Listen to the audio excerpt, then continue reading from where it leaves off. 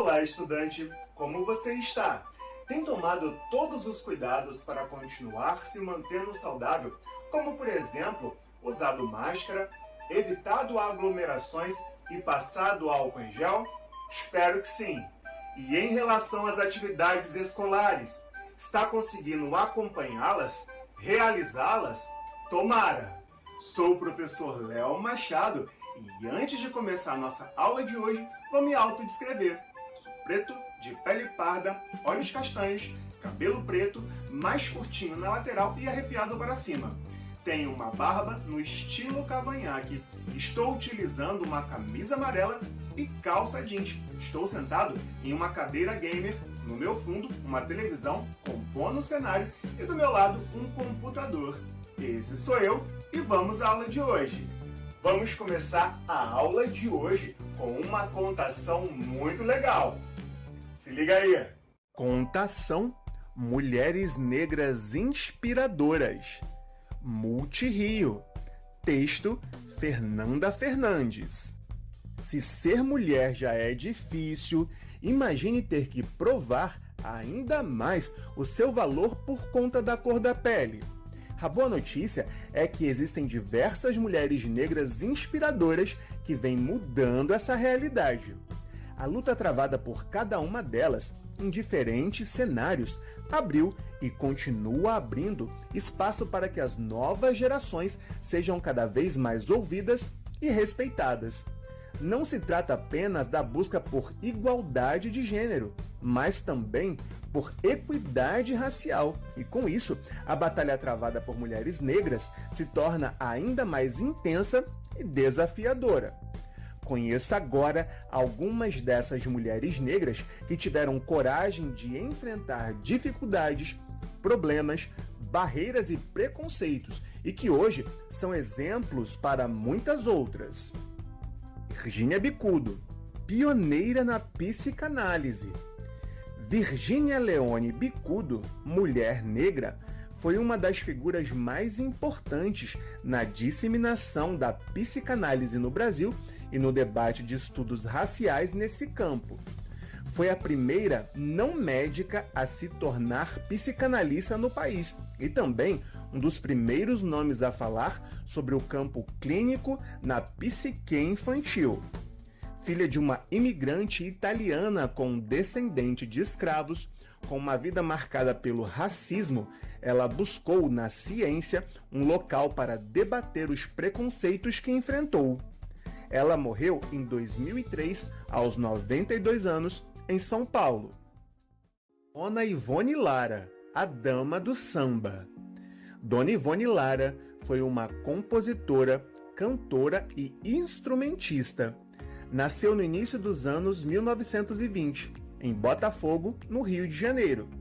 Trabalhou como enfermeira e como assistente social até se aposentar e se dedicar exclusivamente à música.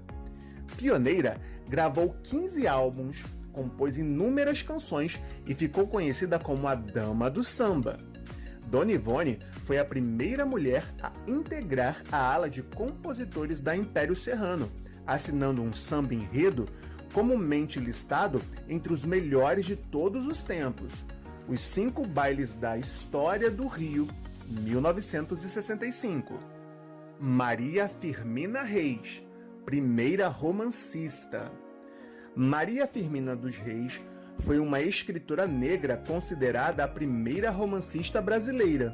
Nasceu no Maranhão em 11 de março de 1822. Sua obra Úrsula é precursora da temática abolicionista na literatura do país. O romance é considerado ainda o primeiro no gênero a ser publicado por uma mulher negra em todos os países de língua portuguesa. Foi professora, poeta, compositora e colaboradora de jornais do Maranhão numa época em que a educação feminina era restrita aos cuidados com a casa e com a família. Enedina Alves, a primeira engenheira negra. Enedina Alves Marques nasceu em Curitiba em 1913 e foi uma pioneira na engenharia brasileira, pois ela foi a primeira mulher negra engenheira do Brasil e a primeira mulher engenheira do Paraná. Ela iniciou seus estudos em 1940 em um país que havia abolido a escravidão há apenas 52 anos, formando-se em 1945, quebrando paradigmas. Para ingressar numa turma formada somente por homens brancos, Enedina precisou enfrentar todo tipo de perseguição e preconceito, mas rapidamente sua determinação e sua inteligência a destacaram, fazendo-a entrar para a história. Júlia Rosa, educadora e minha mãe. Apesar de não ter entrado para os holofotes da história, ela fez parte da minha, como mãe, e também dos seus alunos, como professora. Júlia Rosa nasceu em 1946, filha de um descendente de escravos com uma descendente indígena. Formou-se normalista em 1968 e pedagoga em 1972, aos 26 anos. Deu aula no Rio de Janeiro durante um período e atuou como diretora concursada no Pará por mais de 15 anos, onde se aposentou. Faleceu em 2020, aos 74 anos, vítima de Covid-19, mas seu exemplo como educadora me influenciou a ser professor. Esses foram alguns exemplos, dentre muitos outros, de mulheres negras inspiradoras.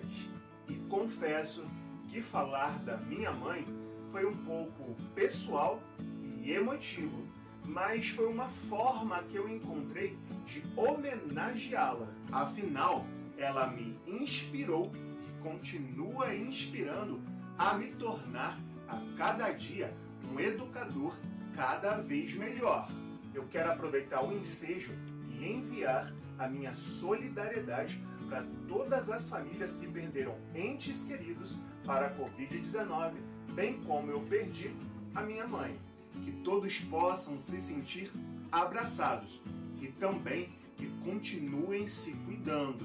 E por falar em inspiração, existem objetivos educacionais que nos inspiram através da ampliação do olhar e da busca por conhecimento.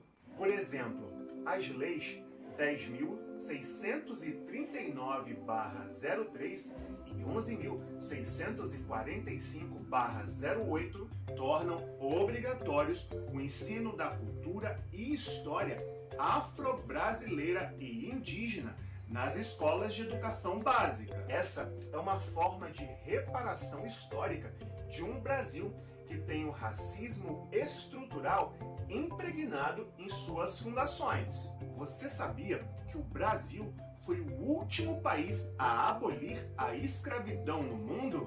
Tendo assim uma longa história escravocrata enraizada em suas bases, são anos de desigualdade, exclusão e preconceito que aos poucos, através da educação das relações étnico-raciais, estão sendo combatidos. E apesar de, aos pouquinhos, em passos lentos, essa situação vir melhorando, o Brasil é um país historicamente preconceituoso que acabou criando uma legislação para prejudicar a etnia negra. Vamos conhecer um pouco sobre essas leis? Se liga aí! Lei número 1. Primeira Lei de Educação, de 1837. Durante o Brasil Império, os negros eram proibidos de irem à escola. Afinal, não interessava à classe dominante que o dominado tivesse consciência política de que está sendo explorado. Isso lhe soa familiar? Lei de número 2. Lei das Terras, de 1850. Essa lei dizia que os negros não podiam ser proprietários de terras. E o mais curioso é que ela foi sancionada 2 semanas após a Lei Eusébio de Queiroz, que proibiu efetivamente o tráfico de escravos em território nacional. E assim, nesse contexto, essa Lei das Terras protege o branco impedindo o negro de ascender socialmente. Lei de número 3, Lei do Ventre Livre, de 1871. Essa lei libertava, entre aspas, os filhos dos escravos. Contudo, eles ficavam sob os cuidados dos seus senhores até os 21 anos, reescravizados da mesma forma. Ou seja, quem nascia realmente livre, hein? Lei de número 4, Lei do Sexagenário, de 1885. Essa lei dava liberdade para os escravos com mais de 60 anos, uma espécie de aposentadoria. Contudo, quem sobreviveria até essa idade nas condições precárias dos maus tratos da escravidão? É para pensar. Lei de número 5, Lei Áurea, de 1888. Finalmente, depois de 388 anos de escravidão, frente à grande pressão internacional, Princesa Isabel declara a abolição da escravidão no Brasil. Contudo, sem nenhuma política pública para assegurar dinheiro, trabalho ou estudo aos recém-libertos. E assim, muitos seguiram como escravos, pois era tudo o que eles conheciam de mundo. Lei de número 6, Lei dos Vadios e Capoeiras, de 1890. E foi nesse contexto de escravos recém-libertos e sem trabalho ou estudo que criaram essa lei, a qual dizia que quem perambulasse pelas ruas, sem emprego ou residência, iria para a cadeia. E nesse contexto sócio-histórico e cultural, imagina só a cor da população carcerária daquela época. Lei de número 7, Lei do Boi, de 1968. Foi a primeira lei de cotas, mas pasmem, não para os negros, e sim para os brancos, para os filhos dos donos de terras, garantindo-lhes vagas em escolas técnicas e em universidades. E só para não esquecer, lembra o que dizia a Lei de Terras de 1850 e a quem ela privilegiava? Pois é, olha o contexto aí. Eu fico me perguntando se houve muito mimimi dos brancos quando foram privilegiados por essas cotas. E finalmente, em 1988, foi estabelecida a Constituição. Enfim, a atual Constituição nasceu e foram necessários apenas 488 anos para ter uma Constituição que dissesse que o racismo é crime. Representatividade importa e valorizar e conhecer aspectos étnico-raciais relacionados à história do nosso país nos ajuda a ampliar a nossa visão sobre essa questão tão importante, propiciando possíveis mudanças positivas. Nós, afrodescendentes, sofremos preconceitos oriundos da herança e do jugo da escravidão, mas nós não somos, em absoluto, simplesmente descendentes de escravizados. Somos descendentes de reis e rainhas. Os negros eram originalmente livres na África. Existe todo um contexto histórico antes dos navios negreiros. E olhar e enfatizar apenas esse recorte da história nada mais é do que um reducionismo ideológico. O negro original era liberto, independente, guerreiro. Era livre, culto, construtor de pirâmides. Chega da ênfase ideológica dada ao passado escravizado dos negros. É preciso, através de políticas públicas, incluir a comunidade negra, mudando essa mentalidade preconceituosa e racista. Vamos chegando então ao final da aula de hoje. Espero que você tenha gostado. Foi muito bom estar com você. Continue estudando e se protegendo. Te aguardo nas próximas aulas. Grande abraço!